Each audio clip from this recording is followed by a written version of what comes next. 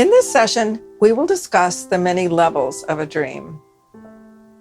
My name is Tayria Ward, and I'm here to help you unlock the mystery of your dreams. You may have noticed that dreams have many different qualities. Some are very busy and action-packed. Some just have words or a voice. Some seem to come from a place deep out of an unconscious well. And some seem to be telling a mythic story. Dreams have numerous kinds of messages to impart, with a range of purposes and intentions. There is infinite potential in what they offer to us. A dream may be processing your current anxieties or life situations. It may be bringing up old memories for a timely review. It may be prophetic, telling you something about your future. It may be a visitation from a loved one in spirit or from an otherworldly kind of helper. It may be telling you an ancestral story from your lineage. It may contain memories from a past life. A dream may take us to the stars and back. Perhaps it offers a solution to your scientific equation or an inspiration for your next artistic endeavor that you will create. And sometimes dreams come with a message for a larger group, for your whole community. Often, maybe mostly, dreams are doing several of these things all at once. Let me show you a couple of illustrations that I believe demonstrate the depths of where dreams come from. This illustration shows the complex roots of a plant. The top portion is what we see above the ground. The massive root system is all below ground, invisible to us. The minute I saw this, I thought, this is an illustration of the human psyche. It has unseen, unconscious, underground root systems.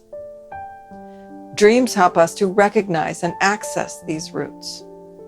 Our conscious mind is like the visible growth above ground, and we tend to believe that that is all there is of us. But no, all of the roots that we cannot see feed the plant that is us. Another way to demonstrate the same idea is this illustration of a cork floating on the ocean. The conscious mind is like that cork, while the ocean contains the vast waves of energy that carry and move our conscious mind. Many people delude themselves that they are in control, while the massive currents and waves are actually carrying them along. We are cut off from reality if we fail to realize these truths. And finally, an image that suits this theme is that of an iceberg. The conscious mind is just the tip of the iceberg. Dreams reveal the mammoth presence of what is underneath. Let us focus together on a few of the many levels that dreams address.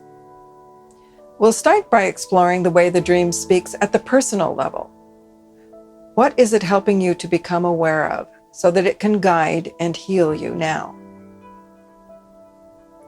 It is important to look at the context of what is going on in your waking life when the dream arrives. What are the issues that you are working with in the days surrounding the dream?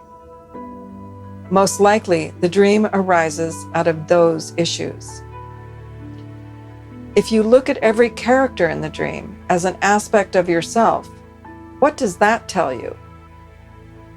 If the characters in the dream are persons you know, ask yourself, what are the qualities about those persons that may be mirroring something about yourself back to you? For instance, if it is a person who always makes you laugh, the dream may be telling you to find the humor in your situation.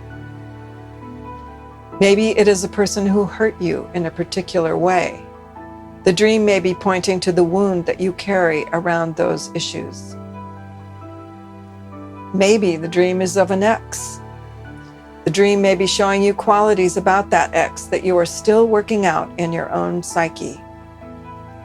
Or you may be asked to review the person that you became while you were with that person. Absolutely everything in the dream, rock, tree, plant, animal, even the weather, may be telling you something about yourself that will help you to make those qualities conscious at this current moment in your life. How did you feel in the dream? Anxious? Peaceful? Scared? The emotions will be giving you very important information. Maybe after you wake up, you feel frightened. But take a look at how you felt inside the dream. If you weren't scared in the dream, it means at a deeper level, you have a different perspective than you do in your waking mind. One of the most helpful tools for working with your dreams is to list associations you have to each of the elements in the dream. What comes to mind as you reflect on each of the aspects? Follow the lead of whatever memories or ideas arise. Even the most random associations may bring to mind ideas that will give you a major aha about what the dream is referencing. Say I notice an elm tree in the landscape of the dream. I list associations. There was an elm tree in the yard where I grew up. I used to sit by that elm tree whenever I wanted to hide from the world. I felt comforted by the tree, like it had a motherly presence for me. The dream may be pointing to emotional responses to my current life that make me want to run and hide. I need to consider why that is. And also it may be saying that solace is at hand. Importantly, dreams can rarely be narrowed down to just one meaning. Rather, they may offer you something different every time you reflect upon them. Dreams are like a work of art. New and fresh insights may arise every time you consider it. Sometimes dreams foresee the future. Here's an interesting story that I ran into recently. Just a week before he was assassinated, Abraham Lincoln had a dream. He told several people about his dream. In it, he was walking through a silent White House toward the sound of sobbing. When he entered the East Room, he was confronted by the sight of a dead body laid out for viewing. He asked the guard on duty, "Who is dead?" The soldier answered, "The president." Have you ever had a dream predict a future event? Once I saw a friend of mine pregnant in a dream. She was not actually pregnant at the time, but not long after I had the dream, she became so. Sometimes a dream will give you an overwhelming sense of hope and well-being. This may help you to realize that the events you are struggling with currently may resolve even better than you can imagine. Trust the dream. Here's a story. Once I had a dream about a friend of mine who I hadn't seen in years. The dream had another person in it whose name was clear to me, Priscilla Lopez. I had never heard that name before. Not very long after the dream occurred, I got on an airplane, and who should be sitting next to me but that long ago friend I had just dreamed about. I told her about my dream. It took her breath away. She was in a difficult situation in her life with major decisions to make. She had just been powerfully inspired when she saw a Broadway play that seemed to help her to understand what she needed to do. The name of the actress who played the character who inspired her was, you guessed it, Priscilla Lopez. How in the world did my psyche pick up this strange fact? This has stayed with me all of my life to remind me of the deep mystery of dreams. And it demonstrates the interplay of waking life and dreaming life. What are the odds that I should happen to be seated on an airplane right next to my friend soon after my dream? In addition, How could I have known this strange fact about the name in the dream had I not sat in that seat? Pay attention if you have a dream with just one word or a set of words.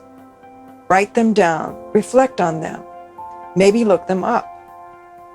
Listen to what they are saying to you. Follow the breadcrumbs they lay before you, as these may lead you through a forest and in a direction that your soul wants you to go. Here's an example. One time, the word esclarmonde came out of a deep, dark space in my dream. That was all there was, this one word. I sensed how to spell it, but didn't recall ever hearing it before. I looked it up, and behold, it's the name of a woman who lived in France in the 13th century, a prominent figure in Cathar history. This led me on a quest as I read several books and novels related to the Cathars. The study turned out to be very profound, fascinating, and timely for me. So what about morality in dreams? It's important to recognize that our waking morality does not always translate to dreamtime morality. For example, I once had a dream where I walked up to a person and shot him in the head point blank. I went to my analyst with a worry that the dream might be revealing a hidden aggression. She helped me to see that the man represented an old attitude which no longer served me. She said, "You just got rid of it. It was very efficient to just kill it off." The same can be said for stealing in a dream. Sometimes to steal an item may refer to the act of taking something or some wisdom or powers that we think belong to the gods. Our taking of these powers feels like a theft. Yet, what you're doing is not immoral. It may feel that way, but in reality, possibly you were denied something that is rightfully yours. For instance, if you were told as a child that you are ugly and you steal something beautiful, you may be taking back what belongs to you. This is not a criminal act. Many people get worried if they find themselves having sex with someone in a dream. In general, do not feel guilty and do not worry. Such dreams are most often showing you that you are experiencing a union with the qualities that that person represents to your mind or heart. Do not take your dreams literally. They are figurative, symbolic, and metaphoric. Lastly, recognize that your dreams often speak at a collective level. They tell you a story that illustrates what is going on in the larger culture and offer up universal themes. While your dreams may feel incredibly personal, they nearly always speak universal truths. Their deeper wisdom belongs to us all. The archetypes and stories that they reveal show the bare bones not only of our personal life and psyche, but also what it means to be human. As James Hillman used to say, don't take yourself so personally. Your struggles, your suffering, your accomplishments are all parts of life that every human experiences. The solutions you find in your dreams can be guidance for many others too. Spend time with your dreams. Develop a practice of working with them. Follow their lead and track their developing stories. Have fun with this. Tune in to the next sessions for more information about why to listen and how to listen to your dreams. I'm Tayria Ward. As you learn the language of your dreams, let me be a guide. Sweet dreams.